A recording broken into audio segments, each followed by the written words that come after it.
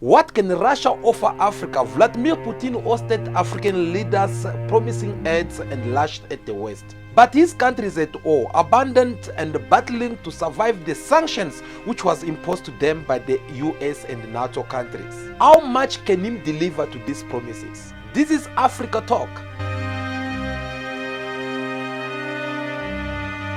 Welcome to Cool Buzz. Welcome back to another episode of African Talk. African leaders went to Russia for Russia-Africa Forum, which was hosted by President Vladimir Putin. Moscow says we want to bring Africa closer, but with everything that is happening in Ukraine, that's not going to be an easy task. 17 African leaders attended this summit, followed by prime ministers and representatives of different presidents of Africa. The all Africa countries were represented in Russia. The war in Ukraine, it had collapsed the food pricing all over around the world, especially in the western of Africa, who've been depending on this food.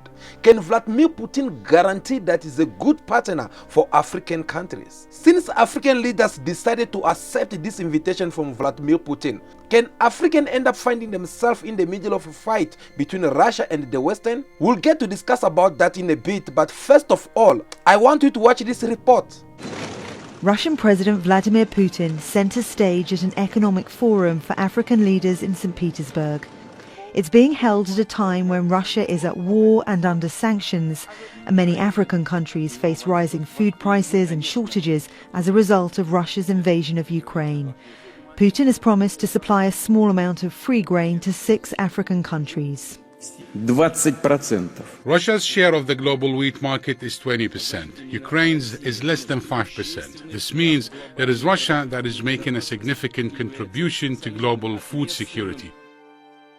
African nations depend on grain imports from Black Sea ports, but last week Moscow withdrew from a UN-brokered deal that ensured safe passage of millions of tons of grain from Ukraine, which was helping to prevent food shortages in Africa.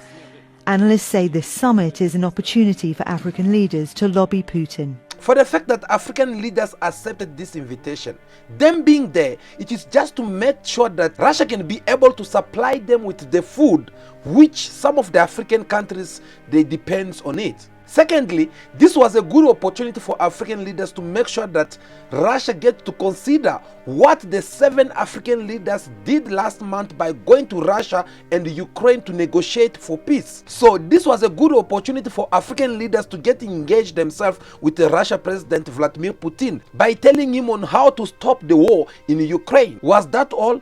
Is this all what African leaders have to discuss with Vladimir Putin? I doubt, because this is what we get to see in the cameras. But there were too much things which was discussed in behind closed door. But this summit is about far more than grain.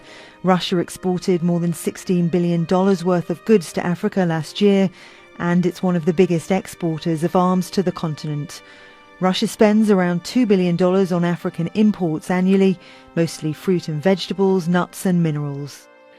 Russia wants closer relations with Africa, but in a polarized world following the war in Ukraine, that isn't easy to achieve. Only 17 leaders attended this second Russia-Africa summit, less than half the number at the first summit in 2019.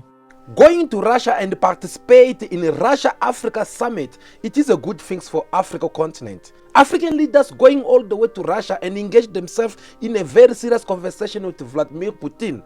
It is a good thing that Africa continent need right now. Do you know why? Because Africans need to start having new partners around the world. Africans need to start reviewing who've been there as a good partner to them and who've been there as someone who don't even respect them as Africa. Africans are tired having partners that don't respect them, partners that promise and not fulfill anything, partner that does not even show that due respect that Africa deserves with all the natural mineral resources that we have in Africa. So it is about time we start looking aside.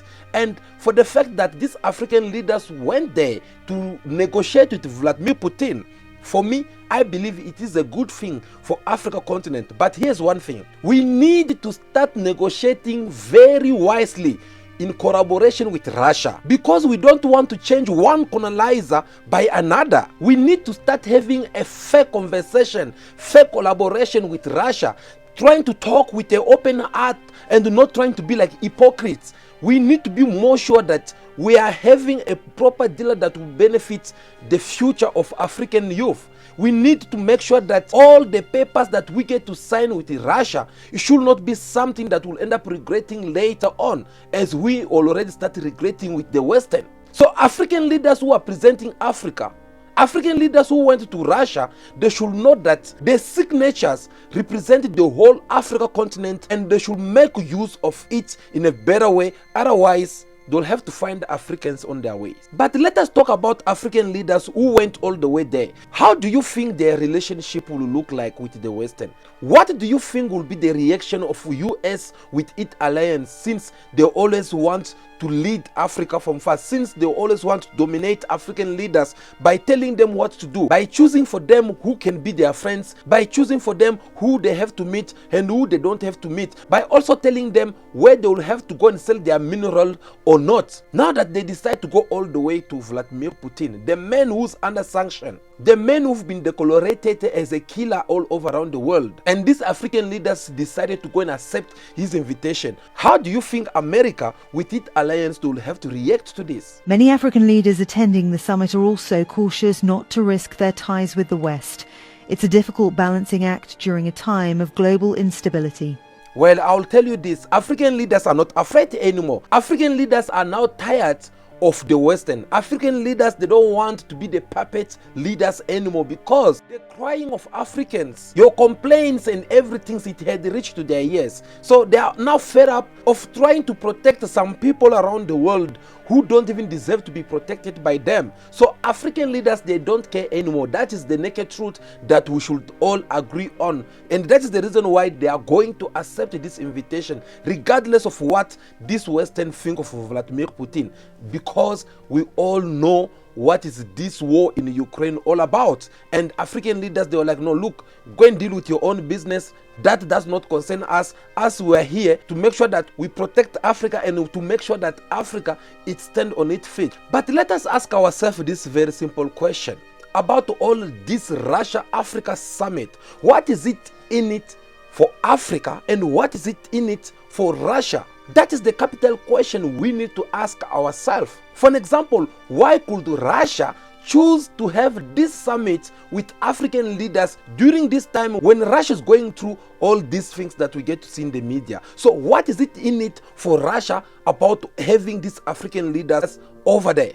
First of all, we have to acknowledge that Russia is facing a serious attempt to isolate them from the international relationship with other countries. Yes, by the Western obviously, and here we're referring to America with its alliance. They're the one who've been campaigning all this time to make sure that Russia get to be isolated from the international activities. And all Russia is doing so far is to make sure that they remain in the international affairs, because they have to prove themselves to the world that we are not what the Western are trying to make us look like. And they are trying to tell also the Western that if you guys want to become our enemies, we don't care. Instead, we can still make other good friends. And this time Russia, they decided to be good friends with Africa continent. So Russia have understood that there is no other good partners that they can have right now if it is not Africa continent. Of course, we have other many countries out there that are friends to Russia. If you look in the Middle East, if you look in Asia, there is a lot of countries. Even in the South America, we still have many countries such as Venezuela, Cuba, and many more countries who are good friends to Russia. But at the moment, there is no good alliance that Russia can have right now if it is not Africa. In our previous video, we had a conversation with you. We told you what key role Africa continent play right now in the world. Each and every powerful countries out there, they want Africa as their alliance. They want to use Africa so that they will be able to stand and exist as a powerful nation out there. So without Africa mineral, without Africa gold, without Africa mining, diamond, petrol, and everything, as you know, these people, they are nothing. They won't even be able to fabricate simple guns or rockets or any things that you get to see them trending around the world. They won't be able to produce, even invent, because everything comes in the Africa. And now what happened is that Russia have understood something, that America sees Africa as a problem, while China sees Africa as a place full of opportunity for them to make money and become even a very strong, powerful nation in the world. So Russia had understood already that this is the right time to associate and pick Africa to become my alliance, because Africa, they are not that complicated. Instead, Africa only seek that due respect, that small respect that they've been lacking from all these big nations such as France, America, UK. There are so many of them, Germany, and they could not be able to respect Africans with their minerals. So Russia feel like, okay, what about if I play the same strategy that China is doing in Africa by approaching these people and trying to show them that we can play a game of win-win. You benefit, I get also to benefit. And that is what Putin is doing right now. Putin have understood that I just need to respect African leaders and try to have a proper agenda on what I can do for them and what we can discuss in this summit. Did you guys saw what he did? Besides talking to all Africans in the group, Putin had a face-to-face conversation with each and every one of African leaders. Have you seen America doing that? Have you seen France doing that? Instead, what they've been doing is to humiliate African leaders each and every time. Sometimes they'll even invite you. You expecting that you are going to meet Donald Trump or Barack Obama or Joe Biden. Once you get to the United States of America, they'll send some representative who's not even your homologue, and this is the person who will have to come and welcome you and have the conversation with you. You feel even in the way that they're talking to you that they feel like they are above you. Have you even seen on how the ambassadors get to talk to African leaders in their own countries? Have you seen how all these ambassadors behave in African continent? They are doing all these things because they believe that you are nothing, because they want to be the person who have to give you a lesson, because they believe that Africans were nothing before their eyes. And that is the reason why they keep on insisting each and every time, like telling Africans who should be their friends, what should say, who should sell your mineral to, who you should be talking to. They do all these things because they think that Africa is still the same as the one of yesterday. So Vladimir Putin have understood that if I can only offer Africans that due respect that they deserve, if I can only promise them to work with them hand to hand and to deal with them in a very respectful manner, I believe I will win them. And once I have Africa by my side, I don't think these people will be able to play with me. Now that this summit took place, what did Russia did already so that can convince these African leaders with Africans to believe that they are actually meeting the right person whom can become their partners? Russia, they started first by wiping off almost 23 billion US dollar debt to Western Africans. And here we're talking about 90% of the debt that Africans had against Russia. Russia decided to remove everything and say that, okay guys, I know this is how much you guys were owing me, but let's forget about it. That is not something not even this your Western people can do it, because them, instead of doing that, they'll tell you that no, they need something in exchange. They'll come for your petrol, they'll come for your diamond, they'll come for your gold, they'll come for your coltan, they'll come for your natural resource mineral that you are having in your countries. They'll make sure that they'll tell you that, okay, look, you are owing us this much of money. What about if we exploit this for this certain time of period? And which they never really respect it, by the way. If you make that mistake and you allow them, you say that, okay, since we don't have much money to pay you back, you can exploit this. They'll go ahead and use you. By the time you open your eyes, it will be too late. So you see now how clever and the game that Russia with Vladimir Putin they are doing here. They make sure that all the Western African countries which had debt against Russia, those money, 23 billion US dollar, that's not a small money. It's a lot of money. Because if it was a small money, I believe those Western African countries, they would have paid long time ago. But since they never managed to pay it, which means it is a sign of showing that they could not afford it. So Russia decided to wipe off all this debt. Besides wiping off this debt that Western Africans are having against Russia, what else did the President Vladimir Putin took as action in this summit that they had in Russia recently? Of course, the men decide also to supply even more grain in Africa continent, especially in those poor African countries such as Somalia, Djibouti, and some few countries in Africa who need this grain immediately. And the men decided to supply tons and tons of this grain for free. That is not also something that any of these Western leaders will decide to do, as far I know. Putin decided also to bring even more promises that he said is looking forward to fulfill for African people. Now the question to ask ourselves here is, should we trust Vladimir Putin in his words?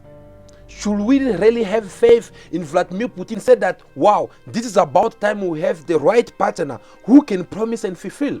Well, have listened to this diplomat from Nairobi, Kenya, who had also to give his point of view on what Vladimir Putin has given as a promises.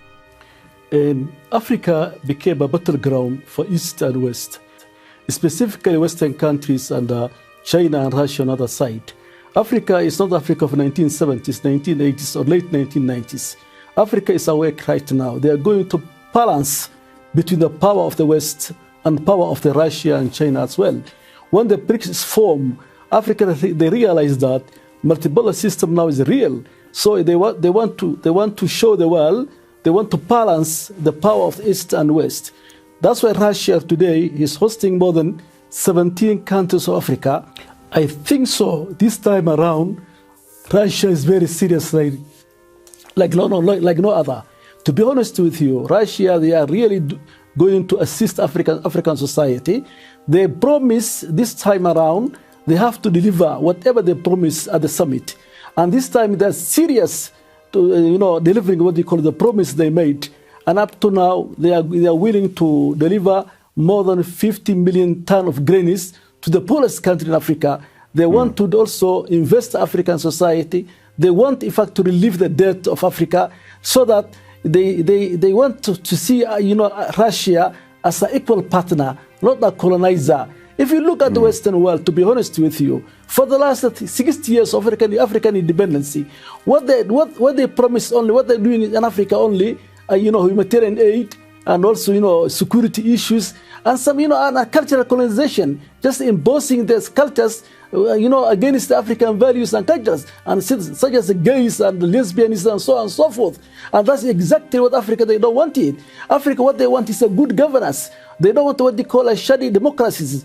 In addition to that, what Africa today is looking for is a good governance. For instance, Gulf states, there's no democracy, there's a good governance. So now the China and the Russia, they are willing to build Africa. They are in fact investing in infrastructure, service sector, industry sector, agriculture sector. So they want, this time around, they don't want lip services. Africa is awake. It's not Africa of 1970 or 1980 or 1990. Africa, they want someone who can convert his energy and commitment into results. We don't entertain what they call a rhetoric, speeches. Africa doesn't entertain that. Africa, they want a development. They mean business.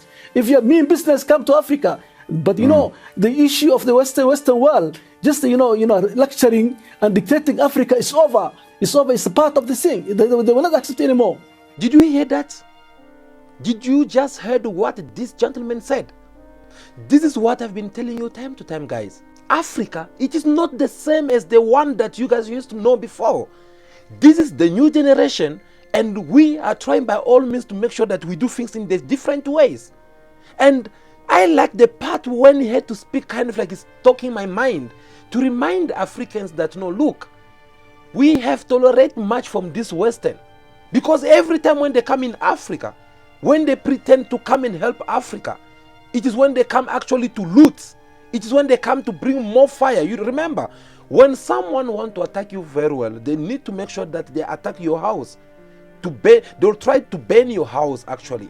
They will start a fight inside your house, so that once you panic, once you start asking yourself what to serve first, whether you are having your gods in the house, whether you are having your wife and your children, you kind of like, your mind have to be all over, because you need to make sure that you save everyone who are in your household. And during that time, an intruder have all the opportunity, have all the time in the world to loot you as much as they want. And this is what the Western have been doing. whenever they come to Africa, whenever they're trying to interfere in African business, they make sure that you guys will fight among yourself, and then they'll come and suggest to you as if they are the solution. Now, give me only one country that you know in Africa. Okay, maybe if I talk about Africa, it will sound like maybe I'm exaggerating. What about if you give me one country in the world that this Western, US, or their alliance, that they have involved in this a certain country that you know, and at the end of the day they succeed to bring peace? If it is not leaving that country damaged, if it's not leaving that country in a very big trouble. We have countries such as Libya, whereby Libyans, they were living a very good life. I can even go far by saying a perfect life, because Libya, it was the only country in Africa whereby every student in the university, you are having more than 5 to 10 liters of petrol each and every day. You can go to any gas station and you fill up your petrol without anyone asking for you to pay. It is only in Libya we used to see each and every citizen, they are having free house, free water, which Muammar Gaddafi have to go and dig all the way from Pacific Oceans and bring this water to Libyans. It is only in Libya. Everyone, they will get a bursary as a student. You can go and study overseas if you want, which the government will make sure that you have everything. Now go back today in Libya. Ask Libyans if all these things are still existing. But this is the same people who've been told that no, you guys need to get rid of Muammar Gaddafi because they don't love you. You need to eliminate Muammar Gaddafi because he's going to kill all of you. Tonight, President Obama's goal was simple: to explain to a public skeptical about the war he's launched in Libya what we've done, what we plan to do, and why this matters to us. It has been 10 days since Mr. Obama ordered U.S. forces into combat in Libya. Nearly 200 Tomahawk cruise missiles launched, more than 1,600 airstrikes. And so the challenge for the president: justify this war and show Americans that the U.S. role really will be brief and limited. The United States and the world faced a choice. Gaddafi declared he would show no mercy to his own people. He compared them to rats and threatened to go door to door to inflict punishment. It was Muammar Gaddafi, Obama said, who was the main reason for war. He was about to launch a massacre of his own people. It was not in our national interest to let that happen. I refused to let that happen. And so the attack began. One question has hovered over this mission: how is it in the strategic interests of the United States to go to war in Libya? Robert Gates, Obama's own Secretary of Defense, complicated matters for his boss on ABC's This Week yesterday. Do you think Libya posed an actual or imminent threat to the United States? No, it was not. It was not a vital national interest to the United States, but it was an interest. You need to kill him because he's going to, you don't want to leave power, he's a dictator. They seduced Libyans. Since they were so wicked, they let go of Muammar Gaddafi. Today, they are regretting the country never been the same anymore. The power is anyone who wake up in that country can decide to become a president today and tomorrow. They take you over and they replace you back with someone else. All this because of the Western with their politics. These are the same people who comes in Africa. When they say that we are coming to Africa to install democracy, we are coming in Africa to help them with security, we are coming in Africa, they come to impose what is good for them. Do you guys still remember when China is busy talking to African nations in order for them to work together in the program of win-win? Do you still remember the campaign that the Prime Minister or Vice President of America, who had to go all the way Africa, in Ghana, in Zambia, asking people to encouraging them to have what you guys would call a gay and lesbian marriage? When Africans need something that can build Africa, something that can make the mind of African child to be even more developed, that is not the case with them. That is not their priority. The priority that they feel is to come and make illegal things become legal in the Africa continent. Those are the kind of the pattern that Africans don't need at the moment. So it is true that I believe Russia, they don't have choice right now than to fulfill all the promises that they are taking so far, or that they've been promising to Africans, because that is the only way Africans will even continue placing their trust in Russia.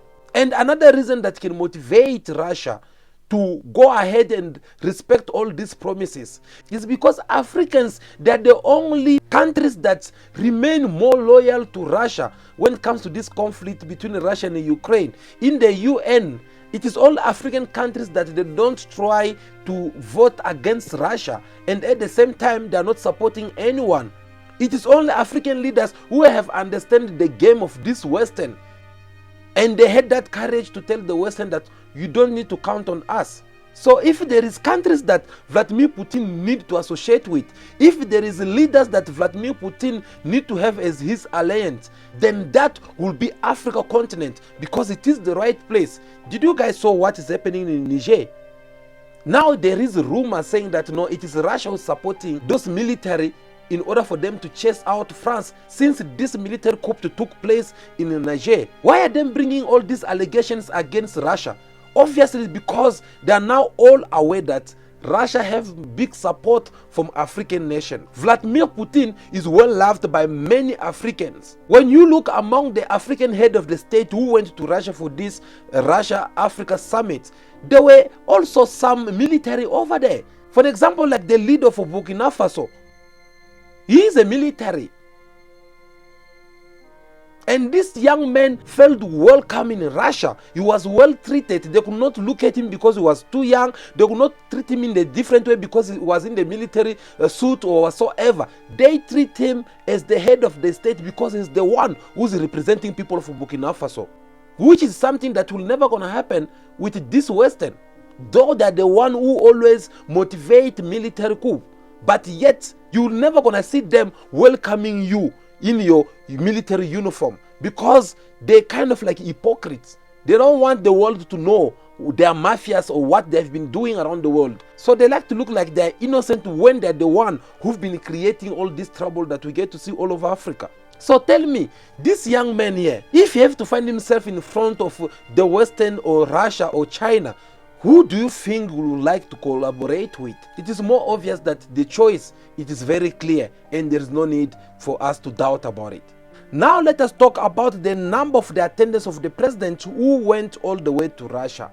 17 out of 54 countries, 17 leaders attended this Russia-Africa summit, which is too small compared to the number of African leaders who had attended the previous summit in Russia. Now, let us think together. Could it be that these African leaders who did not go to Russia, they are afraid of the Western, that they'll also get sanctions if they had to go and accept this invitation? Could it be that these African leaders, they are more loyal to France and America and UK and Germany? So since these countries, they are not in good shape with Russia, then they should not go? That is just the question we're asking ourselves. But obviously the answer is more clear, because these African leaders, perhaps they were not there physically, but they were presented. And each and every Africa country which is supposed to be presented by a leader, it was there. Even if their president were not physically in that conference, but they were well presented, whether by the prime minister, whether by the defense military ministers, whether by what, all of them, they were present over there. And there is no one who can say that he was not there. And here, please, you have to remember that usually when a president, they are not present on such a big summit as the one we see in Russia, could be that they were having something which was very important. I remember, for example, the president of Republic Democratic of Congo, President Tshisekedi, was not there. He sent someone, and he had to send this person because he was busy back in his country, whereby they were hosting some French gaming sport, what that's happening in the DRC. But later on, we saw this man, he went back all the way to Russia and he represented himself there. And that could be the case with many more African leaders who have to go there. Remember what we said in this video. The time that we are at the moment is not the time that African leaders are afraid of the Western, because that's what I noticed from their medias, saying that no, Vladimir Putin is being sabotaged by African leaders. Out of 54 leaders who were expecting to attend to this Russia-Africa summit, only 17 of them who came there, such president as Yoweri Museveni. Cyril Ramaphosa obviously is one of the big partners to Russia, and many few African leaders who went over there. Guys, like really? What do you expect from the Western to talk about Russia? Because we know these are the same people who've been doing this bad campaign about Russia time to time. They've been trying to decorate Russia as a bad country. They've been trying to decorate Vladimir Putin as a killer. These are the people who've been doing this campaign for some times now, and they make sure that no one should not believe in Russia. So if it happened that Russia, they get to succeed to convince African leaders to come to sit to the table and try to negotiate with them in that due respect, because my point here is for the fact that African leaders this time, they are being respected regardless of how small your country it is. As long as you are coming from Africa, they respect you. Vladimir Putin sit with these African leaders, having conversation with them face to face, which is not the case with the US. US, they will welcome big leaders in the world. They will welcome maybe a prime minister of Japan or UK, Germany, France. Those they are highlights. Those are the people that they usually welcome. You as African leaders go over there. They'll put you in the same bench with their representative who will have to come and talk to you. Sometimes they have to send even small boys who don't even know nothing about the history of your country as African, and they are the one who have to come and sit down and talk to you and trying to detect you and telling you what to do in your country. This is what these people have been doing, and we all know about that, isn't it? So I like the fact that African leaders went over there. And now the question is, what can them offer also to Russia in return? Because Russia had made promises. So is there something that Russia is also asking as a favor in return? Because we know this is how politics works. Is there maybe Russia is trying to corrupt them so that whenever they go, they have to go and vote to the United Nations, they should go and vote in favor of Russia? I don't think so. So far, according to my understanding of the whole situation, there is no way or any place where it says that no, this is what Russia asked them in return. But there's something very important that Russia will get in return from Africans. It is what the world don't have today. Because Africans, we do have something that the world is looking today, and yet they don't have it.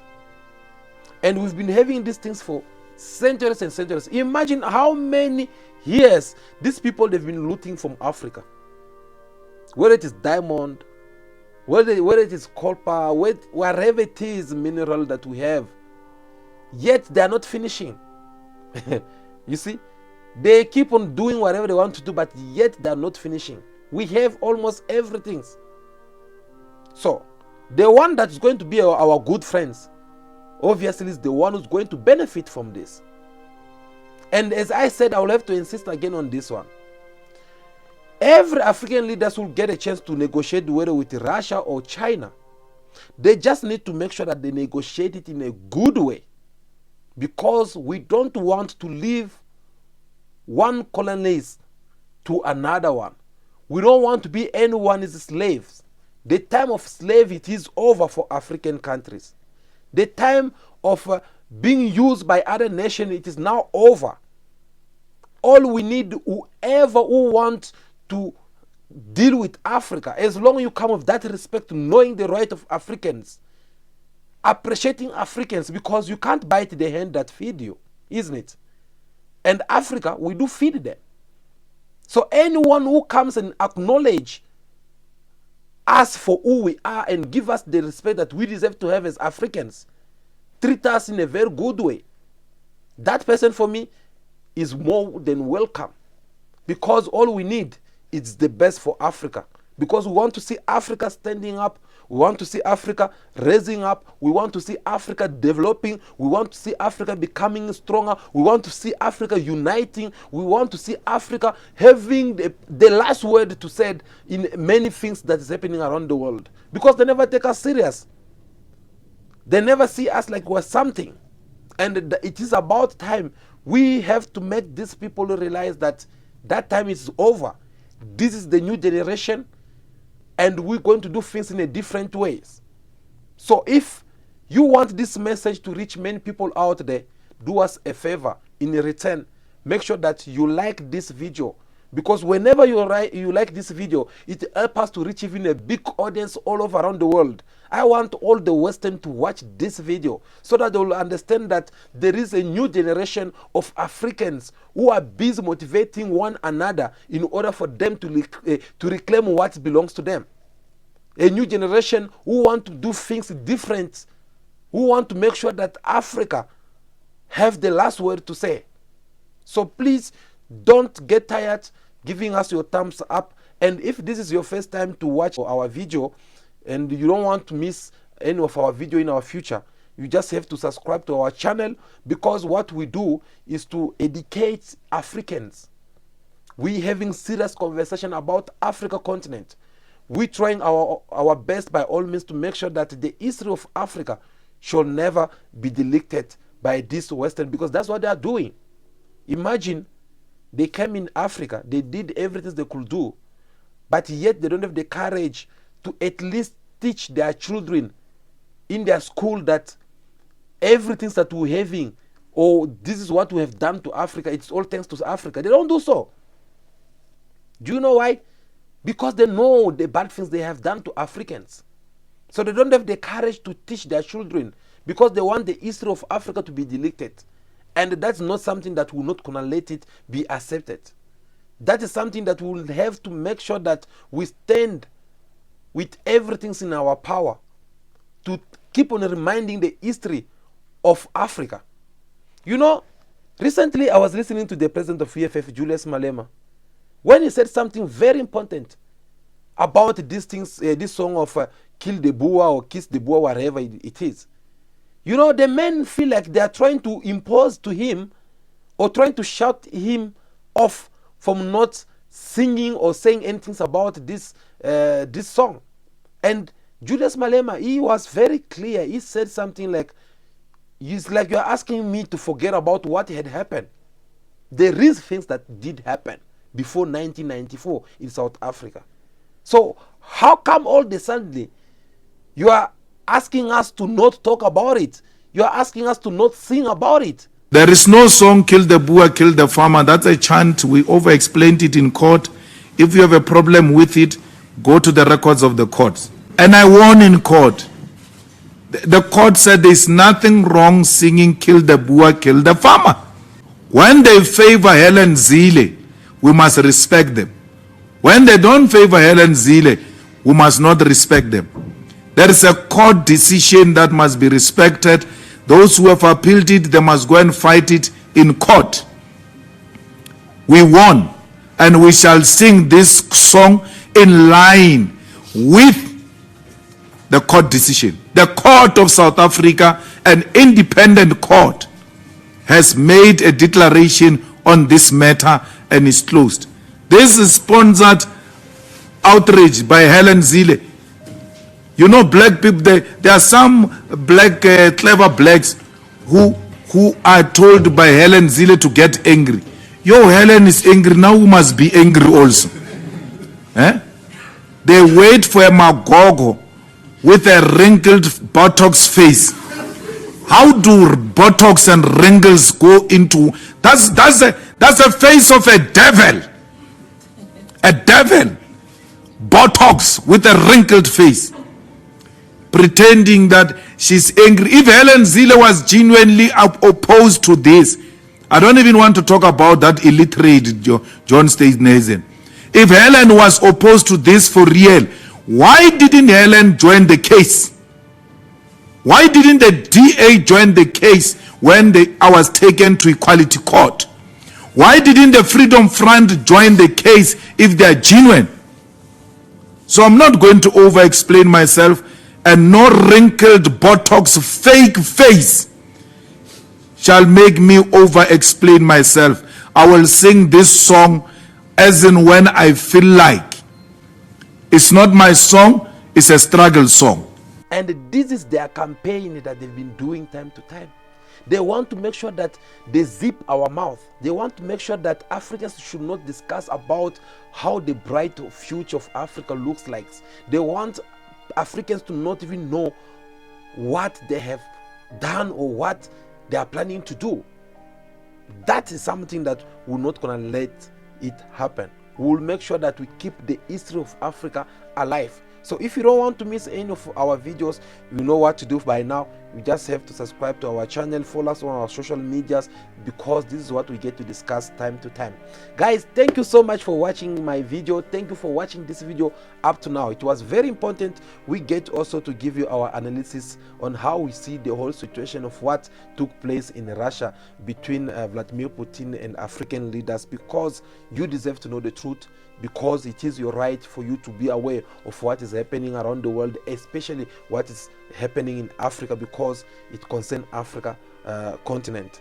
Thank you so much again for those who always watch me time to time. Guys, I really do appreciate you with my hand in my chest, because you guys, you are so amazing. Your love, your support, I get to see you guys through the comment. You always been there. I really do appreciate for everything. So don't give up on us.